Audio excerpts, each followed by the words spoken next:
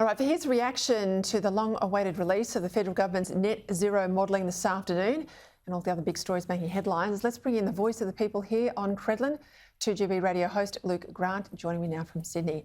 Well, hello, mate. Good to have you on a Friday. You too. This detailed modelling out this afternoon, all 100 pages of it.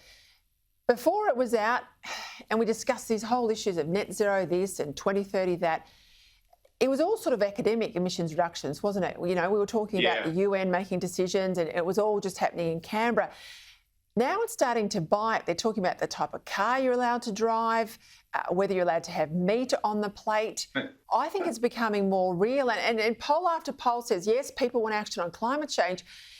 But when you ask them, are you going to pay for it?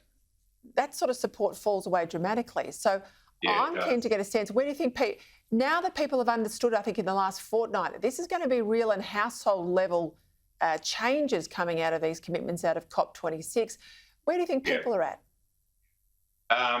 It's a great question. I actually think people like you and I will get to have the 100 pages and, have a look at it and probably make a judgment based on the 100 pages. What do we compare it to?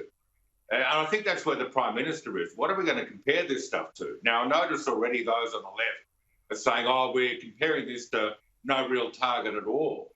But are we going to compare ourselves to some of the countries that have, gone too far, like, for example, the United Kingdom? I think where he finds himself tonight with this modelling is maybe he's the least worst alternative. I think we've come to a point, Peter, even though I don't subscribe fully to it, we've come to a point where, as you say, in the polling, people want something done. People don't want to pay for it. So what I like about this is that there is an eye to the future, that we haven't signed off today on unaffordable and unreliable power, that we've got an eye on the future. It seems to me, having a quick read, that the door is not firmly shut on uranium, which was featured today at COP26. So I don't think there's a lot of offensive matter in this. I don't want to use least worst alternative, but maybe that's where the Prime Minister wants to put himself.